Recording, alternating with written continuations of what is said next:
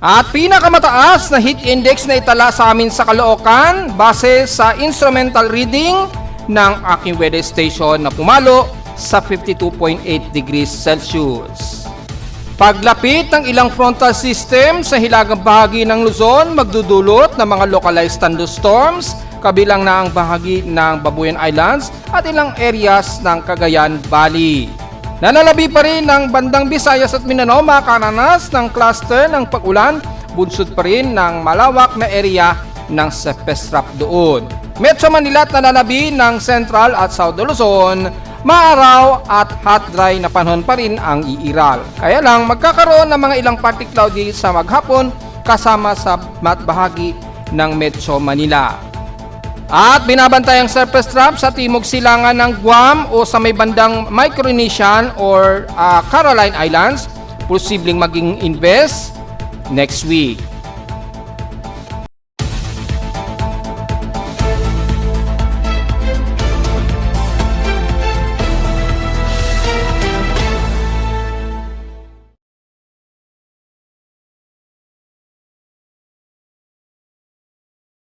Hello, good morning mga folks. Welcome po muli sa ating Daily Weather Bulletin at Analysis para sa araw ng Lunes, April 27, 2026. Ang oras nating Boss Mike may umaga ay 10:49 o 50 na ng umaga. Medyo may pagtaas ng forecast tayo na magiging maulap daw at may mga tsansa na mga pag-ulan daw ang iiral dito sa amin, dito sa atin sa Metro Manila at ilang bahagi ng South Luzon. Kaya lang ngayong umaga hanggang tanghali, patuloy pa rin tayo magiging maaraw, hot dry na panahon at gloomy na panahon ang inaasahan natin. So expected pa rin na papalo pa rin sa mas mainit na temperatura at maalinsang ang panahon ng ating umaga hanggang mamayang mga tanghali o bandang hapon.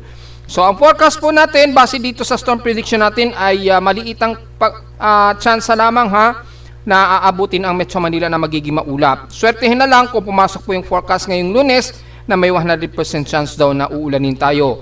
Well, sana nga umulan man lang at para medyo maibsan po ang grabing init na naranasan natin mula pa noong mga nakaraang linggo pa. Dahil sa maximum peak na po tayo ng tag-init, asahan na papalo pa sa mas mataas ang ating temperatura po.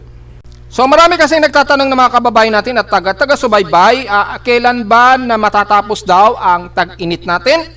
Well, actually next month pa po, kaya lang ang pinaka-peak natin, inaasahan nga po natin mga hanggang itong unang 2 linggo ng May. At dahil po base sa aking graphs and station all-time records sa ating trend graphs, yan, makikita nyo po dito yung ating yearly temperature graph. Yan. So mapapansin nyo po mga folks, yung yearly temperature records natin, kung mapapansin nyo po, simula noong huling, ito kasi yearly is mula January 2 So kung titingnan natin nung nakaraang taon, yan, ito po yung nakaraang taon from January to December. Mapapansin po natin ang nag-peak sa amin nung nakaraang taon mga April 11, nag-maximum peak. Tumagal po yan hanggang May, hanggang May 20. Yan, hanggang May 20 o 23. And then, tsaka na lang po ito nag-descend nung katapusan na po ng May, pagpasok na yan ng pa-June. Yan. Medyo humihina na siya. Pagpasok ng June, medyo bumaba na yung temperatura. Mula sa pinakamatataas na pumapalo ng 37 degrees Celsius, pagpasok ng bandang June ay mga bumababa na siya sa hanggang pinakamataas, mga 34 to 35 degrees Celsius na lamang siya. Ayan. Ayan. Mga pagpasok talaga ng mga bandang June. Yan. Tumagal sa amin ang napakainit na temperatura hanggang halos magkakatapusan po ng May. Ayan, malinaw naman po yan. So sa isa pa nating records, makikita natin ng malinaw gamit ang ating air quality monitoring para sa mga nagtatanong po kung kailan talaga matatapos ang ganitong katinding init. Well, marirecall natin yan sa ating historical na air temperature. Ayan, makikita nyo rin yan sa aking webpage sa gustong malaman. Yan, click nyo yung 1 year. Yan, 1 year between yan ng kung anong petsa ngayon versus nung same same nung huling record natin nung nakaraang taon. Huling activation nitong aking air quality is mga May 15. Yan. Napansin nyo po, nung May ay nasa highest temperature pa rin tayo. And then pagpasok ng mga May 20, katapusan ng 29, unti-unti nag-descend na. Ayan o, mapapansin nyo po. Pahina na ng pahina o pababa na ng pababa yung pinaka-highest air temperature niya. So pagpasok ng mga bandang June na, dyan na lang medyo naging hindi na ganun kalala o katindi ang init. So bumaba na lang siya pagpasok ng katapusan ng May hanggang June. So sa mga nagtatanong kailan ba natatapos typically ang grabing init, usually mga bandang katapusan na ng May, which is yun po ang transition natin from hot dry season to wet season, yung tag-ulan natin, di ba? Pasok ng June. And then mga bandang June 20 to 22, actually to 25, yan na yung pagtatapos ng transition into wet season. And then nung naging official na tayo na habagat season, mga June 26, yan, mga papasok ng July, dyan pa lamang na totally hindi na natin ramdam talaga ang grabing init. Pero usually mga pagpasok ng June, hindi na siya grabe ng init nung month of May. Ayan, pumapalo pa ng mga 34 to 37, yan. Ngayong taon po, mapapansin niyo po, tumaas tayo pagpasok pa ng mga February 19 to February 20. And then, mga February 27, yan na, tumaas na po yung ating temperatura. Then, bandang March, yan, tumaas na, nag-a-ascend na po. Mga bandang March 28, dito na po, unti-unti, tumudo na yung ating temperatura hanggang sa, yun na nga, pagdating ng April, lumala na ng lumala, o tumaas na ng husto ang ating outside temperature. Pumalo ng 33 to 35 to 36, ganyan. So, yan po. Kikita nyo yung graph na yan. At mapapansin nyo rin yung difference kapag bumababa na yung o natatapos yung ating hot dry season, unti-unti naman tumataas yung ating outside humidity na. Kasi papasok na nga po yung tag-ulan. Eh, no? At yung katapusan ng May, pagpasok ng June, bumalik na sa 100% yung outside humidity. Ibig sabihin yan, pag tag-ulan talaga sa atin, o pagpasok ng tag-ulan, o habagat season, ay nagiging mataas na yung ating outside humidity. So, nagiging mas moisture na po tayo dyan. Eh, no? Then, tuloy-tuloy na po yan hanggang October, hanggang December. Which is, nagkakaroon tayo ng amihan. Ang amihan, di ba, dry air din siya. So, bumababa muli yung ating outside humidity. So, mula mga bandang June, all the way hanggang October na yan, ay mataas ang ating outside humidity kasi mataas ang moisture natin sa Pilipinas niyan. Yan po yung lagay natin ha, at mapapansin natin yung atmospheric pressure. Yan. Ito po yung outside temperature natin. Tumataas talaga siya ng husto tuwing hot dry season talaga, mga bandang March, April to May. Yan. Then pagpasok ng mga bandang katapusan ng May, descending na siya. Then pagpasok ng June na kung saan transitioning na into habagat, bumababa na rin yung ating maximum air temperature. So malinaw yan mga puks ha. So sa lagay natin panahon muna, makikita natin na mayroon tayong water vapor ha, gamit ang ating Doppler radar imagery na ginagamit. Yan, mapapansin natin tumataas po yung water moisture natin sa may bandang Bicol region at most of eastern Luzon. Yan, medyo nagkakaroon ng mataas na kaulapan dyan at may mga dalang water vapor. So, ina-expect na magkakaroon tayo ng mga ilang isolated at kalat-kalat na pag-ulan sa ibang bahagi ng Bicol region. Ay ilang bahagi na rin siguro aabot yan sa bandang Quezon Province. So, hopefully maging maulap din dito sa Metro Manila kung pumasok po yung water vapor na yan. Mapapansin natin yung galaw niya, pakanlura naman. Kung kukonfirm naman natin si SMS Doppler, halos hindi ganun kapalpa yung water vapor. Halos hindi na-detect dito. So kung iusog natin ng konti yung Doppler, tingnan natin kung mayroong na-detect na water vapor dito sa may bandang silangan ng Luzon para ma-confirm natin. Yan. So, kung ma-confirm natin, ayan, mayroong mga ilang water vapor nga, oh. So, confirm na mukhang mayroong water vapor sa may bandang Bicol region. So, probably, nakakaranas sila ng katamtaman, pero medyo makulimlim na panahon at nagkakaroon din ng mga ilang kalat-kalat na pag-ulan dyan sa bandang Bicol region. Yan, oh, may mga ilang maninipis. Pero maninipis lang ito, so siguro mga light rain showers lang at maulap na panahon po. So kita-kita naman sa Doppler radar imagery. Pagdating naman sa mga pagkulog at pagkilat, dahil nga po sa meron tayong umiiral dito na frontal system, medyo may bumababa na frontal system dito sa taas. Although numinipis po yung meron pa rin tayong ridge of high pressure area dito. Yan. Yung boundary na yan, may ridge of high pressure area pa rin tayo dyan. Ayan, may high pressure area pa rin dito. Ito pa rin yung frontal system, biofront, na nagdadala ng salubungan ng medyo moist na malamig na hangin at init na hangin dito sa may bandang Dagat Pasipiko na nagdudulot po ng boundaries ng frontal system na nagbubunsod po ng mga localized thunderstorms dyan sa bandang Taiwan at mga pag-ulan po, kaya madalas nagkakaroon na ng mga localized thunderstorms dyan. Yan. At yung mga pagkulog at pagkilat natin, so far ang inner strokes natin parehong 13 at latest nga po dito sa may bandang malapit sa may bandang Cagayan Valley or bandang Babuyan Islands, pero malayo-layo ng konti yung active na lightning strikes. Yan yung latest lightning strikes natin. Malayo yan sa amin sa Caloocan at 245 km mula sa epicenter namin sa Caloocan. Yan, may mga pulsing na nadetect pa rin ang aking lightning detector sa Caloocan dahil sa may mga activity nga po na electrical charge dito sa silangang bahagi ng bansa. Bunsod pa rin ng may umiiral nga po na ilan-ilan na water vapor at surface trap. Sa ating current conditions, overcast, gloomy, haze at few clouds po tayo ngayon. So patuloy na mainit at maaraw ang aming panahon at maalinsangan. Kitang-kita naman sa ating live CCTV snapshots.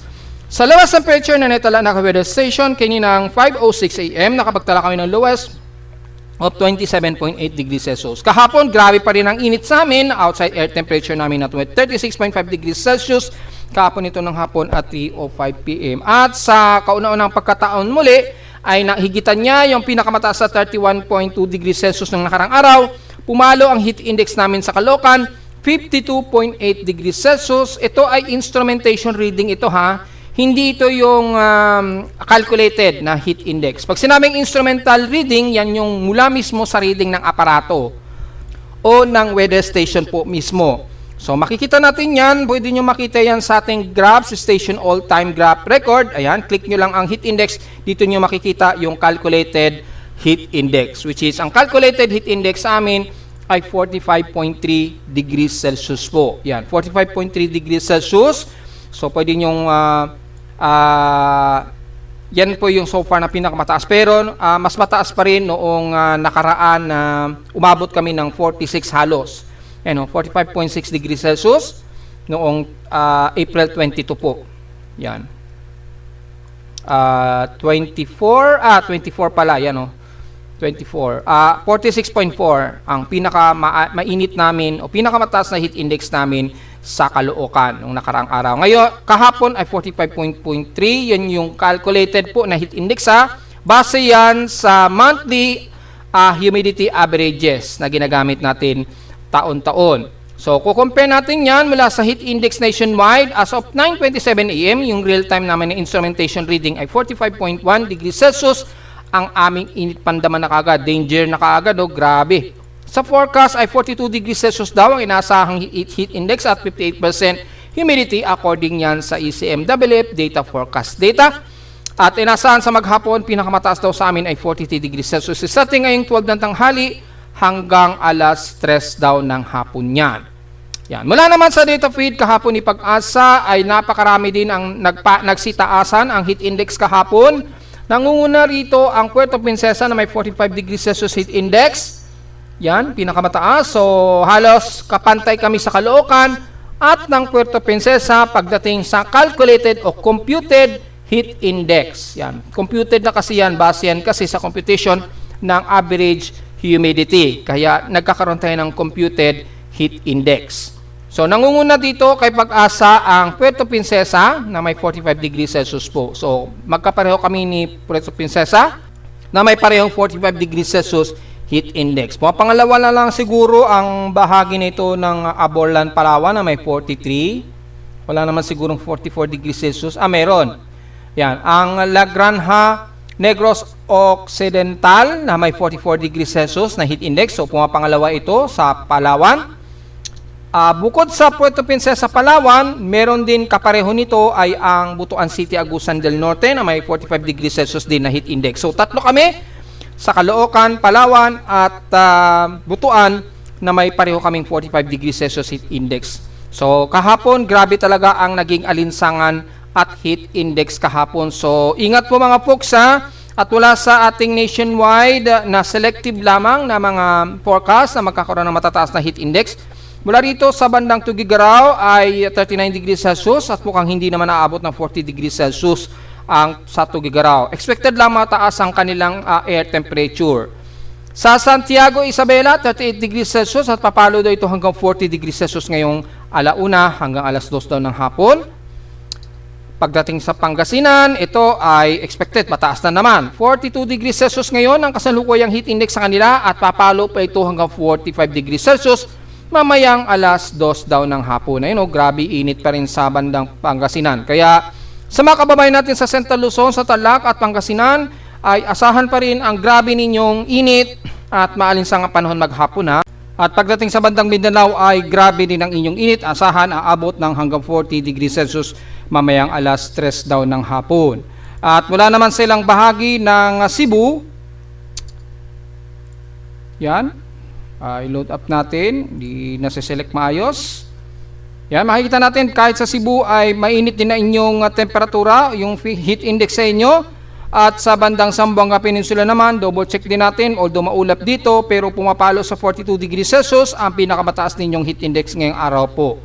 Yan. So tuloy-tuloy pa rin po maging sa bahagi ng Puerto Princesa ha. Magiging mainit din kayo dyan na 40 degrees Celsius hanggang 41 degrees Celsius mamayang tanghali hanggang alauna daw ng hapon yan mga folks. At ganoon din sa may bandang Occidental Mindoro, kagaya halos kahapon.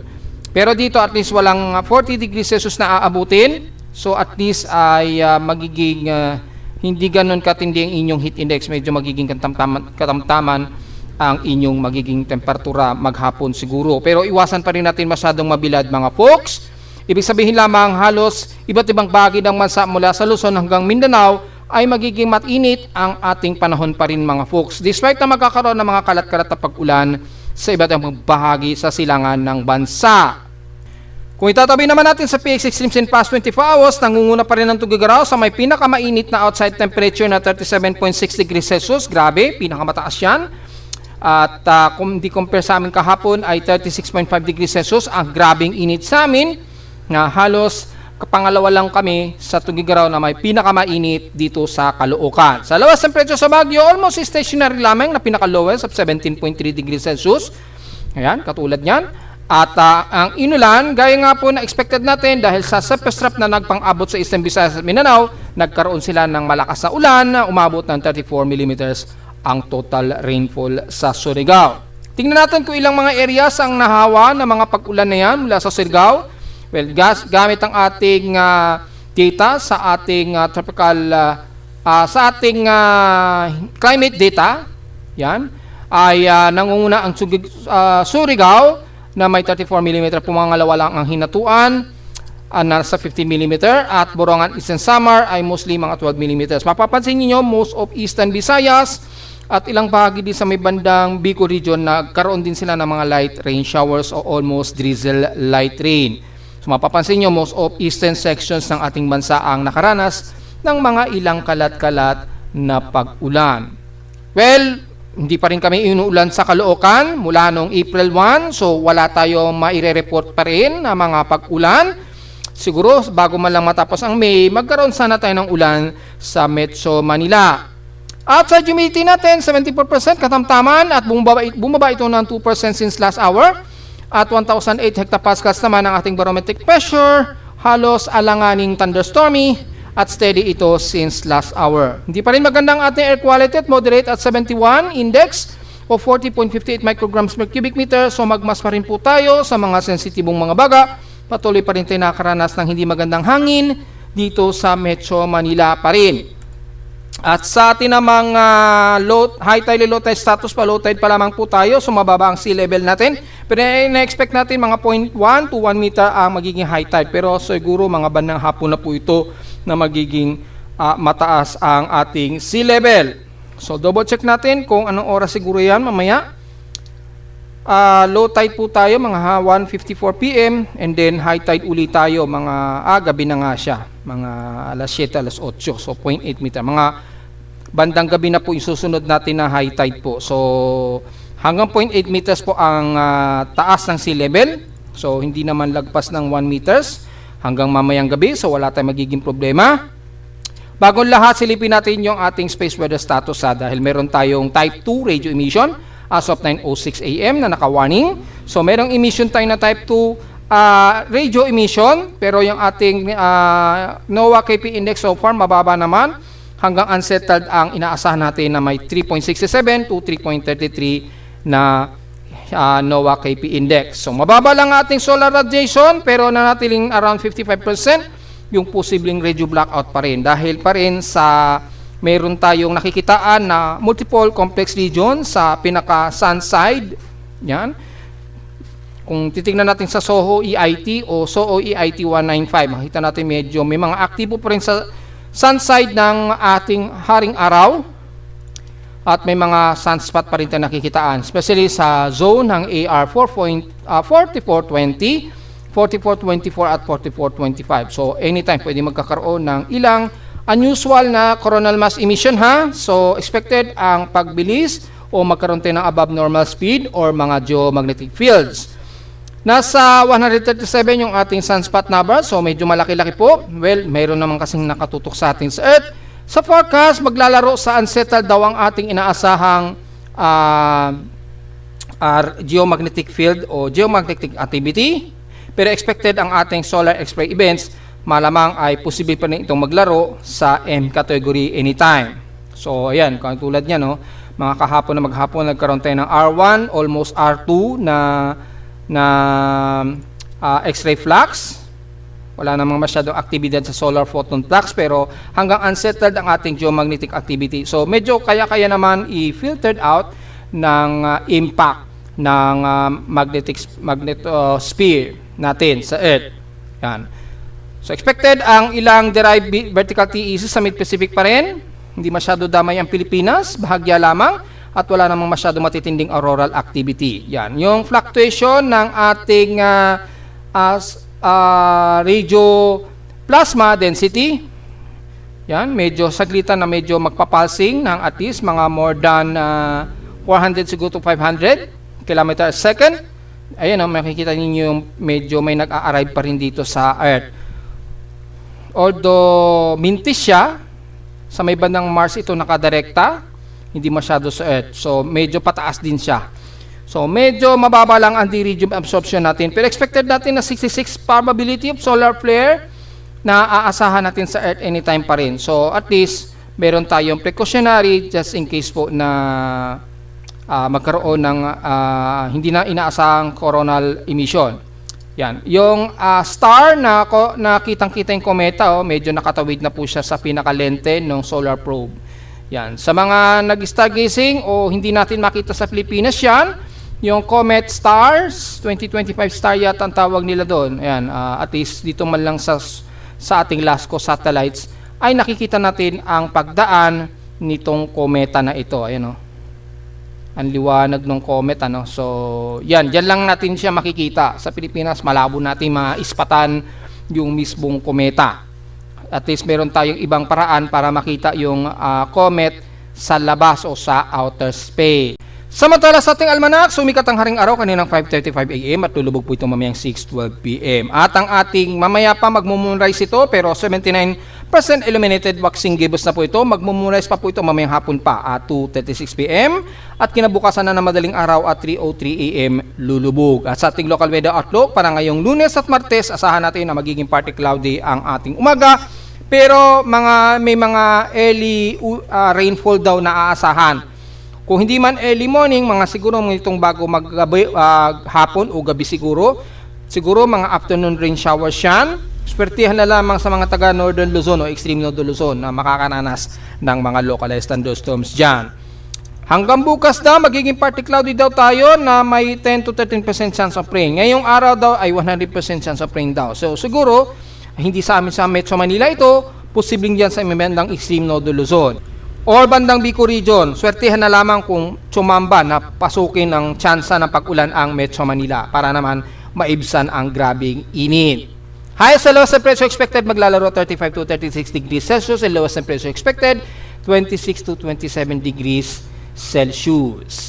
So silipin naman natin na ginagamit sa satellite imagery, makita natin medyo may frontal system nga po na nag-accumulate dito sa hilagang bahagi ng Nodo Luzon, kaya nagbubunsod po ito ng localized thunderstorm sa area na ito, kaya nagkakaroon ng mga localized thunderstorm dyan. Yan, medyo mayroong surface trap dyan na nagkakaroon ng frontal system na nagpapang-abot dito sa may bandang dulong bahagi ng Cagayan. So medyo may cluster may lumilinya dyan na frontal system, kaya nagkakaroon ng mga pag-ulan dito sa paligid ng Babuyan Islands or bandang Cagayan Valley. So, swertihin man kayo kung kayo ay uulanin sa ilang bahagi po ng Cagayan, kabilang na ang Tuguegarao, Ilagan o Isabela, or dito sa may bandang Santa Ana, Cagayan, at sa isla na mga isla natin sa dulong bahagi ng Nodo Luzon, kagaya ng Calayan, Cagayan, or Batanes Group of Islands, makakaranas tayo ng mga localized thunderstorms dyan. Ingat na lamang po sa mga pagkulog at pagkidlat, kahit pabugso-bugso lamang ito. Nalalabi ng Nodo Luzon, magkakaroon lang ilang partly cloudy pa rin sa may bandang Mountain Province o bandang Kalinga or bandang dito sa may bandang paligid ng Mountain Province. Swertehan na lamang na magkaroon tayo ng mga ilang light to moderate showers. Pero nalalabi ng buong Luzon, makita natin hot dry pa rin, maaliwalas, clear skies at expected maaraw ang ating maghapon po. Kabilang na ang buong Central Luzon, pababa na yan ng Bulacan kasama ang Metro Manila at ilang bahagi ng Calabarzon area. Swertehan na lamang na pumasok ang forecast ng uulanin dito mula rito sa bahagi nga po ng Infanta Quezon, ilang bahagi ng Polillo Islands at rest ng Laguna dito sa bandang Quezon Province po. Yan. And then, masahan din na maulap na panahon na sa bandang Camarines Region hanggang Legazpi at Sorsogon. Expected na mga mahina at katamtamang pag-ulan lamang sa maghapon na may medyo makulimlim. At maulap na panahon sa maghapon, so medyo swertehin tayo dahil medyo magiging makulimlim ng bahagya ang ilang parte ng Southern Luzon. Kabilang na ang bahagi nga po ng Negros Oriental. Oriental Mindoro, sorry. At most of Marinduque at ilang bahagi ng katimugan ng Luzon, kasama na ang Romblon, Masbate, Burias Island, na magiging partly cloudy po tayo ngayong maghapon. So magkakaroon tayo ng mga may nalamang na saglitan ng mga isolated rain showers and localized thunderstorms. Ganon din ang iiral sa Visayas na mas magiging maulap tayo dyan at magkakaroon ng mga kalat-kalat na pag-ulan. Mula Panay Island at Negros Region, makakaranas tayo ng mga ilang light to some moderate rain showers, kabilang nasa dulong bahagi nga po ng Negros Region, mula Sipalay, Bayawan hanggang Siato na po yan. Kasama na ang parte ng Dumaguete sa Negros Oriental po. Maging sa may bandang Panay Island, sa Iloilo, sa Capiz o bandang Aklan, magiging partly cloudy. To some mostly cloudy tayo sa maghapon. So may forecast din tayo na uulanin dyan at least light to moderate rain showers. Mula Cebu, Bohol hanggang Leyte, magkakaroon din tayo na maulap na panahon. Mga ilang light to some moderate rain showers ang magiging isolated rainfall sa atin. Hanggang dyan sa Eastern Visayas na magkakaroon din tayo ng mga ilang moderate na pag-ulan at localized thunderstorms mamayang hapon po lalo na. Mula dyan sa bandang eastern sections ng Dolores, pababa na po yun ng Borongan, Eastern Samar hanggang Guian, Eastern Samar. Magiging maulan pa rin o kalat-kalat ang pag-ulan sa bandang Surigao Region, kabilang na ang isla ng Dinagat at Siargao Island at most of Caraga area. Magiging partly cloudy dito sa mostly cloudy po tayo sa paligid po ng Surigao del Sur mula sa bandang Tandag hanggang dito sa bandang Marihata. Pero pagitan po ng Agusan del Norte hanggang most of Agusan del Sur, magiging maaraw pa rin tayo, katamtaman ng panahon. Expected ang hot humid na panahon hanggang sa buong Davao Region, mula Davao del Norte hanggang dito sa Davao Oriental po. Magiging maaraw tayo ngayon dyan, magkakaroon man ng isolated rain shower sa bandang hapon o gabi o madaling araw. Very light to sa moderate lang siguro ang magiging forecast ninyo dyan. Mula naman sa Zamboanga Peninsula, magiging partly to mostly cloudy tayo dyan. Asahan din ang localized thunderstorms dyan sa Zamboanga Sinbugay at ilang parte ng Siraway, Siocon hanggang dyan sa may banang Titay po o Ipuil. Magdala lamang ng payong pero at least medyo kontrolada po ang temperatura sa inyo kahit papano.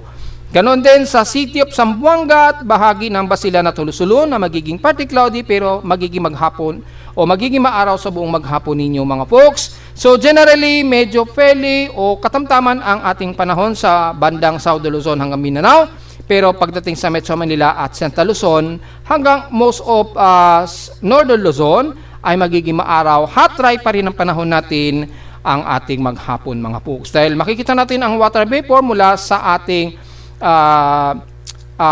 microwave imagery ng water vapor. Makikita natin ang mga kaulapan dito sa bahagi pa rin ng Eastern Mindanao at Eastern Visayas na mas makakaranas sila ng mga kalat-kalat na pag-ulan, kabilang na ang Surigao at Eastern Samar region po. Mataas po yung water vapor sa kanila, at is maabot ng mga around 10 to 15 millimeters. Pero pagdating sa bandang Luzon, halos wala pa rin tayong water vapor na makakapal ang inaasahan ngayong araw. At since wala pa naman tayong binamantay na aktibong low pressure area o kahit anong invest, pero yung forecast po medyo nagkakaroon ng medyo progress tayo sa posibleng development of invest o low pressure area, lalo na dito sa may bandang Marshall Islands o Caroline Islands po. Nung nakarang araw, nag-forecast na tayo na may mga possibility of development of tropical wave dyan sa bandang southeast of Guam, di ba? Kung natatanda ninyo. Since yung surface trap na nanggaling sa Eastern Visayas, after nito makatawid, makikita natin merong inaasahan tayo na sunod-sunod po na surface trap na manggagaling dito sa may bandang around side, malapit sa equator line Gaya na ating paliwanag, magkakaroon ng parang ITCC dyan mag-accumulate. So, yung surface trap na mararanasan ng mga taga-Eastern Visayas at Mindanao, patuloy po yan ay iral this week.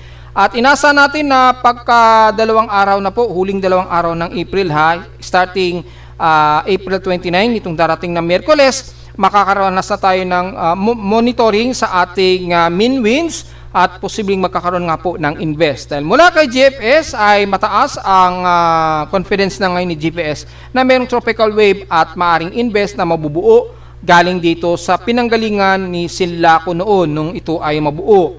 Mukhang dyan na naman po mabubuo ito. Ayan, naging low pressure area siya. Tapos kumikilos siya patungo sa direction ng Guam po. Kung pagbabasa naman natin kay SMWF sa kanyang computer models, long range forecast pa lamang ito. So hindi pa natin pwede i-conclude kung matutuloy po yung development nito or magkakaroon ng banta sa bansa. Sa ngayon, nandito po yan sa may bandang Caroline Islands, mabubuo. At kikilos na ito patungo sa direction pa rin po ng Guam. So, just in case po na magtuloy ito, una munang marakaranas ng masungit na panahon ang Guam. Siguro extended mga April, siguro mga April 4 to April 5 ng approximate ahead of time natin yan. Sa ngayon, hanggang April 30, ay makikita natin mayroong development of tropical wave nga po, base kay ECMWF. So, posibleng magkaroon na naman tayo ng bagong invest monitoring nito. Siguro, mga bago nga po, huling araw, mga Wednesday o Thursday, posibleng magkaroon na tayo ng bagong invest. So, just in case, siguro 93W ang maring itawag dahil katatapos lamang ni Sinlaco o ni 92W. So, just in case po, wala pa itong banta sa bansa, pero syempre, yung domain, nasa loob tayo ng domain, kung ipagbabasa yan ni Pag-asa, under monitoring na rin ni Pag-asa yan. Dahil nasa loob tayo ng TCAI o yung tinatawag natin na Tropical Cyclone Information Domain na range ng location nitong low pressure area just in case mag-invest po yan. So, indicate na po yan ni Pag-asa at under monitoring na rin. Salamat na lamang sa atin sa mga vlogger at kabilang ng inyong lingkod na nasusunod o sinusunod o ginagaya na ni Pag-asa yung ating advanced monitoring at yung advancing forecast natin na nagkakaroon na nga po sila na tinatawag na extending domain o domain expansion, di ba?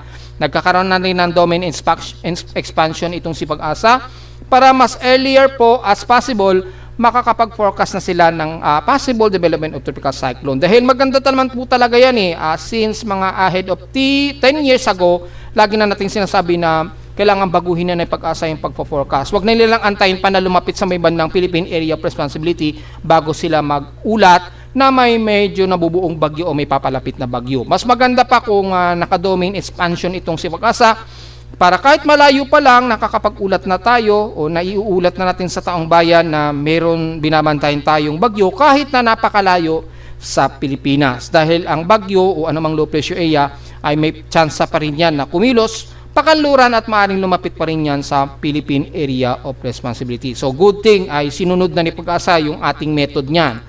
At dahil nga po yan ay meron tayong binabantayan nga po dito, expected mga huling 2 araw ng April, at expected mga next week nga po, magkakaroon na po ng progress development siguro kung tuloy-tuloy na po yung forecast ni ECMWF dito sa bagong tropical wave na maaring tawaging 93W.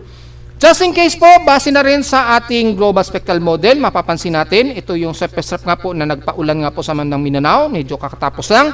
At yung susunod na bagong nagko-Coriolis na naman, which is ito nga pong binabantayan natin, na posibleng may bagong invest na naman po. Ayun, nagkakaroon ng circulation, ayan, nagkakaroon na naman ng Coriolis. Ang petsa nan, mga May 1 to May 2 na nga po yan, ipiprevious natin, mga huling 2 araw ng April, nagkakaroon na rin ng tropical wave nung mga huling 2 araw po ng Abril yan, ayan, mga Wednesday and Thursday.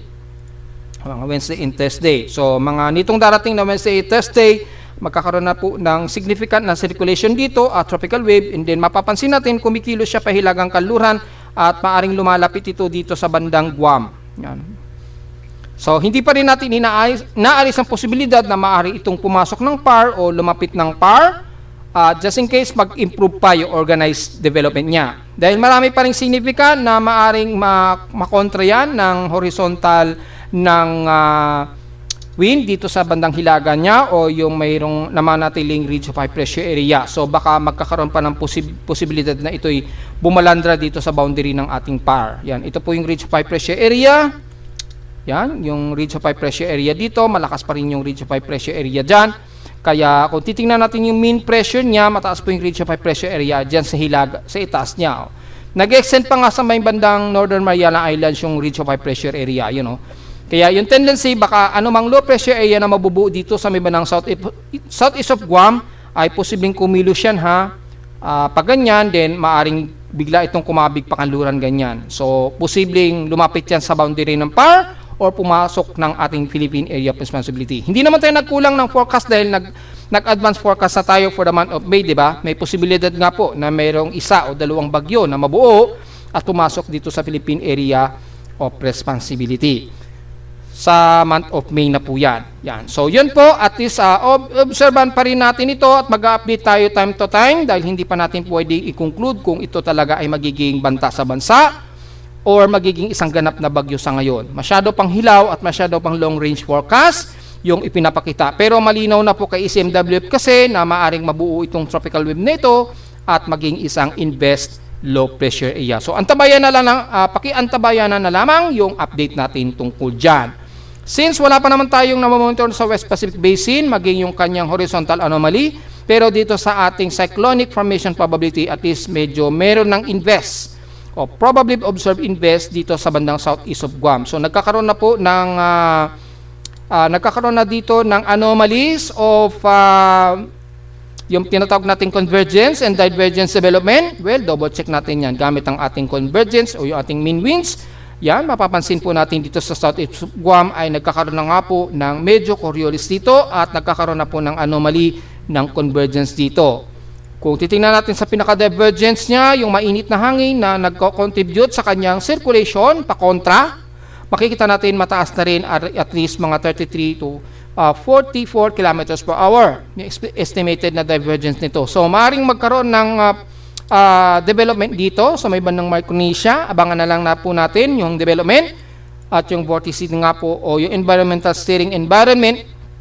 Yan, yung pinaka-microwave imagery, makapapansin natin, halos pakanluran din ang steering ng kanyang environment dito. So, maaaring nga po, yung anumang low pressure area na mabubuo dito, since moderate na, maaaring kumilos yan pa ganyan. Yan. Pa west-northwestward, nadadaan mo na ng bandang Guam po. Kung mabuo man itong low pressure area na to. So, yan po magiging kasalukuyan nating analysis. Pero sa ngayon, hindi muna tayo magpa-further analysis kung ito ba ay magiging banta sa Pilipinas. Antayin muna natin siguro mag-organize pa ito mga 2 araw bago mag-end ang month of April, mga folks. At least may idea na po tayo na kung mag-organize yan dito, mataas po ang probability na ito ay kikilos pa kanluran po. Una muna sigurong dadaanan ang bandang Guam. So, yan naman po na muna ang ating maging analysis ngayon.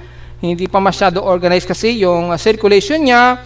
Pero makikita sa mga simulations ng mga ibang weather agencies, merong progress na po ito at nagtutugma na sila ng GFS, ECMWF at Japan Meteorological Agency na nagkakapare-pareho na sila ng may probability na maaaring may babuong bagong invest nga po dito sa may bandang Micronesia or southeast of Guam sa mga huling 2 araw ng April hanggang unang linggo nga po yan ng May, which is na-report na natin yan mga nakaraang linggo pa ang nakakalipas.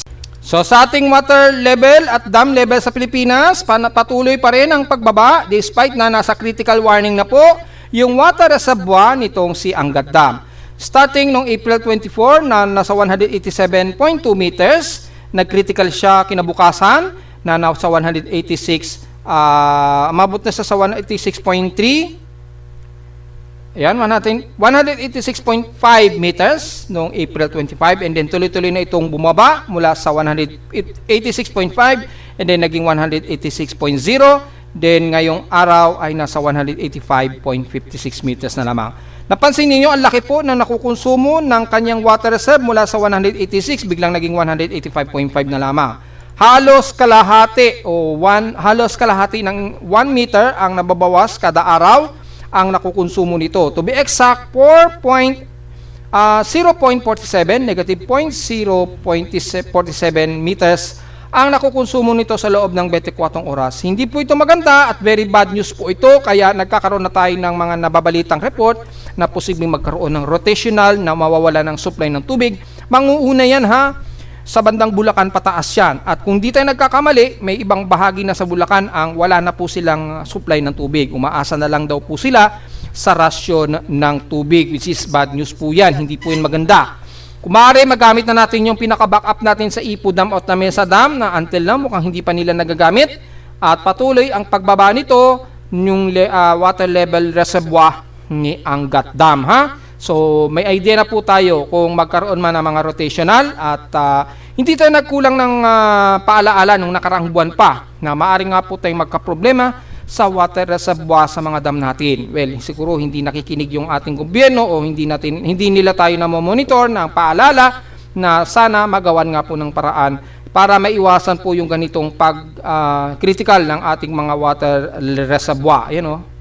Grabe, patuloy pa rin ang pagdaos-dos nitong si Angat Dam, Yan, hindi pa nagagamit sa Lamesa Dam, si Magat Dam, hindi pa. Pagdating kay San Roque, patuloy pa rin din ang pagbaba ng San Roque despite na ito ay nasa below critical level na po na 239.37 meters dapat ang kanyang curve level elevation niya dapat. Yung pinaka-rule curve elevation niya supposed to be bago ito mag-critical level. Yan. Patuloy pa rin ang pagbaba ng water reservoir ni San Roque Dam at ni Angat Dam po. Tuloy-tuloy pa rin ang pagbaba nilang dalawa. Hindi po ito maganda dahil kung mapapansin ninyo yung buong taon ay tuloy-tuloy ang pagbaba ng water reserves nitong dalawang dam na ito, kay Angat Dam at San Roque Dam. Yan, oh. Although mapapansin natin si San Roque mas mataas ang kanyang water level kumpara kay Angat Dam na below 200 meters po ito. Si San Roque kasi mga nasa mahigit 200 meters pa, pero ay critical na sa kanyang water level na supposed to be 239.3 meters dapat. So yun, may idea na po tayo mga folks at wala tayong idea at walang paliwanag kasi yung ating hydrological center kung bakit hindi nagagamit yung backup natin ng mga water dam. Ginagawa pa ba nila yung pinaka-ruta ng pipe nito para maidugtong kay Angat Dam? Hindi pa ba tapos yan? Nagkaroon ba ng problema sa funding? Well, very obvious kung problema ang pondo. Alam na po natin ang dahilan dahil nagkaroon tayo ng pinakamalaking corruption sa budget noong nakaraang taon po, noong year 2025. So, hindi na tayo magtataka pa kung bakit may mga ibang proyekto ng gobyerno ang hindi tuloy natutuloy. Kabilang na yung subway system natin na hindi na ituloy. So, imbis na matatapos siya ng 2028, ay mukhang ma-extend pa ata ito dahil sa naputol po yung funding. At may mga ibang proyekto ng gobyerno ang hindi natuloy dahil nga po sa malawakang korupsyon ng nakaraang taon. At mukhang maapektuhan din ang mga proyekto natin lalo na sa patubig, lalo na sa mga water reserve natin. Tulad yan, wala tayong idea kung yung proyekto ba ito na nagkaroon ng reroute ng supply ng Lamesa Dam o Ipo Dam para just in case nagkaroon ng critical itong si Angat Dam, magkakaroon ng backup supply mula sa ibang mga dam. Hindi natin alam kung natuloy po yan. Sana ma-update po tayo kung meron tayong progress tungkol dyan. Kasi walang naibabalita sa atin ng ating gobyerno ano ba nangyari dun sa proyekto na yon, kung natuloy ba yon o hindi. Samantala sa ulat lindol, well, mukhang nagkaroon ng malakas na lindol kaninang madaling araw. Mukhang teleseismic ito, so mukhang sa labas ito ng bansa. Yan. At dito naman sa loob ng bansa, wala naman tayo na-detect na malakas-lakas sa pagyanig mula kaninang madaling araw. So tingnan natin ano ba yung location na yan. Exactly mga around 4:30 ng madaling araw. Ano ba yung oras yan? Tingnan natin dito kung ano ba yan. Oy, sa Japan, may magnitude 6. 4:23 AM ito, oras sa Pilipinas. Yan. So 4:23. Nag-arrive dito sa amin sa Caloocan, mga 12:30 na po ng madaling araw. Ito ay sa bandang Hokkaido, Japan region. So sa lupa, buti na lamang malalim-lalim yung epicentral depth nito at 79.1 kilometers. May magnitude 6 po na lindol na naganap sa Hokkaido, Japan.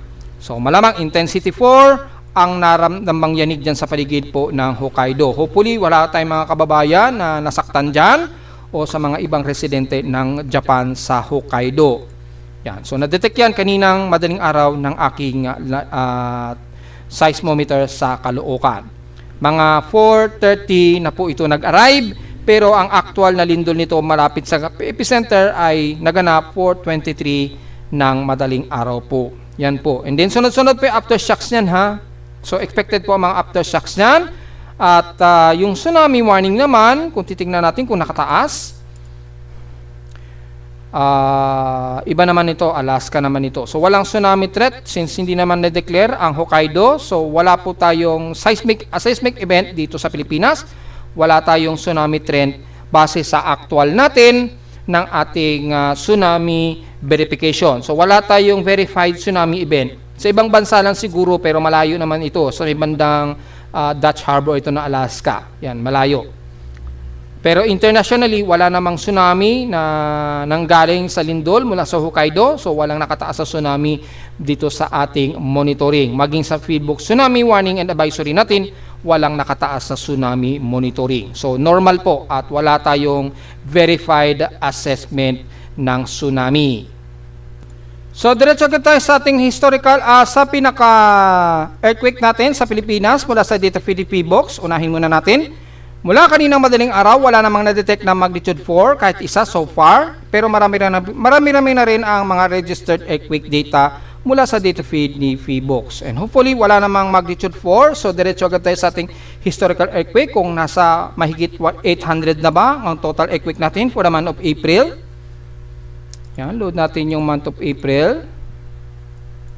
Total earthquakes natin ngayon ay 899 na po. So halos magna 900 na po yung total earthquakes natin. So sigurado talaga na lalagpas ng 1,000 ang ating lindol ngayong month of April. Yan, 869 dito is magnitude 2.0 pataas, 27 sa magnitude 4 at nanatiling isa ang magnitude 5, magnitude 6 at magnitude 7.0 natin na recorded. Well, obviously ay patuloy pa rin ang mataas na cluster ng lindol dito sa bahagi pa rin ng Mindanao area. Kabilang na ang bandang Surigao. Yan, nasa 82 at 68 at bandang Davao Oriental ay 70. Yan. At sa labas ng Davao Occidental ay mga nasa 40. Nandito yung may magnitude 6 tayo na recorded. Sa bandang Cebu naman ay nasa around 60 ang clustered earthquake sa paligid. Sa bandang Quezon Province naman ay 54. So halos walang pinagbago pero dito nadadagdagan pa rin dito sa paligid po ng Batangas na may 60 clustered earthquakes na tayo. Sa Zambales 24 at sa hilagang bahagi ng Northern Luzon at least 43 sa paligid po ng Babuyan Islands at sa may bandang Ilocos region ay around 30. So medyo aliso po tayo. Mataas po yung pressure points na naiipon ngayon dito sa tectonic plates sa bandang kanluran ng Northern Luzon at tectonic plate dito sa silangan pa rin ng Eastern Visayas at Mindanao. Na kung saan yung active fault line natin, obviously ay kitang-kita dito yan sa paligid niya ng yan yung ating Eastern plate at yung Manila plate. Yan, diyan sa itaas ay aktibo ngayon yung pressure points yan. Nag-build up yung pressure points dyan. Yan. Siyempre, hindi rin mawala yung pressure points sa mga main fault line dito sa may bandang Abra Fault, Benguet Fault, yan, hanggang dyan sa may bandang Nueva Vizcaya, karugtong yan. Yan o, yung mga fault na kulay pula na yan. Tingin ko palitan ko yung kulay nito kasi para mas ma-identify natin kapag malayuan ng zoom. Yan o, hindi natin ma-distinguish masyado nakakulay red. Tingnan ko kung pwede kong palitan ng ibang kulay na madaling madistinguish ng mata ng titingin. Pero at least kitang-kita naman yung fault line na kung saan nakadugtong yan. At mataas ang pressure point. So medyo alista po tayo mga folks anytime, lalo na medyo matipid-tipid na naman ang releasing ng energy o galaw ng mga tectonic plates. Anytime biglang bigla na lang mag-rupture yan anytime. So at least alisto po tayo, lalo na malapit sa West Valley Fault, yung dito sa member ng Polillo Island, na maraming clustered earthquake na pong nagbi-build up dyan. So yun lamang po yung pinaka-total earthquakes natin. So far, nasa 899 total earthquakes na po tayo. Almost 900 na po yung total earthquakes natin this month. Ayan, kakapasok na nga lang po yung oras natin ngayon habang nag-uulit tayo. In-indicate na po ng ating tropical cyclone sector at tinawag ito sa 91W Invest. Itong binamantay natin na surface trap. So, ipopost na natin ito sa Facebook page maya-mayang konti. So, makita po natin dito is itinas na nga po as 91W. So, nagkamali pa ako ng banggit kanina, 93W. Nakalimutan ko, 90W pala yung unang tawag kay Sinlaco. Dahil kakatapos lang nung na-reset yung ating mga tropical cyclone sector code names. So, disregard nyo na lang po yung binanggit ko 993W na supposed to be itatawag, which is sa kalimutan natin na reset na pala. So 91W po ang itinawag after kay Sinlaco. At so far ay kakalabas lang nito, pero in-indicate nito 8 o'clock AM. So minsan talaga hindi eksakto yung oras. Binase lang siya sa pinaka-natural na timing, pero lumabas lang ng tropical cyclone sector natin ngayong tanghali, eksakto alas 12 ng tanghali. Pero ang oras nito ay indicated 8 o'clock AM pa daw. So medyo confusing ng konti, pero at least meron tayong idea. Itinaas na po ngayong tanghali lamang na ating tropical cyclone sector, itong si 91W. Ayan, 91 Invest. At napakalayo pa talaga nito. Gaya nga ating sinasabi, as of 12 o'clock ngayong tanghali, na-locate ito southeast of Mindanao sa layong 4,130 km east-southeast ito ng Mindanao. At dahil bago pa lamang ito, nakalalabas pa lamang yung data nito, so wala pang initially na maximum sustained wind. Starting lang ito sa 28 km per hour at 36 km per hour na bugso nito. Center air pressure niya so far 1,009 hectopascals.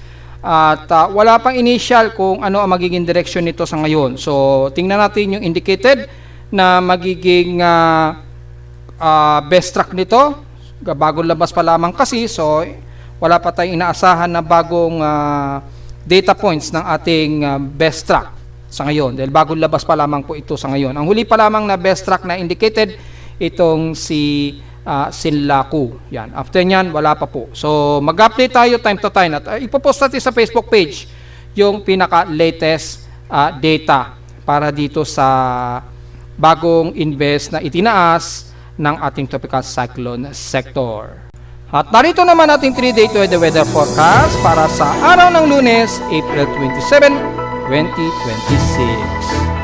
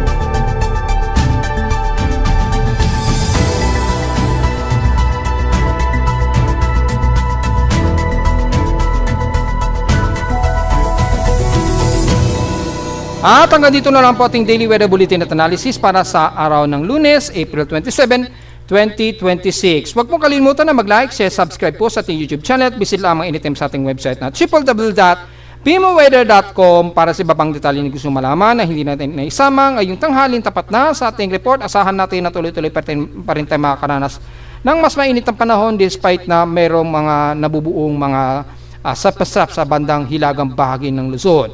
At visit lamang sa ating website sa gusto malaman pa rin ang pinaka-dynamic events mula sa reading na ating aparato sa Caloocan at sa data feeds mula sa iba't ibang weather agencies. Maraming salamat po mga folks at magandang araw po sa ating lahat.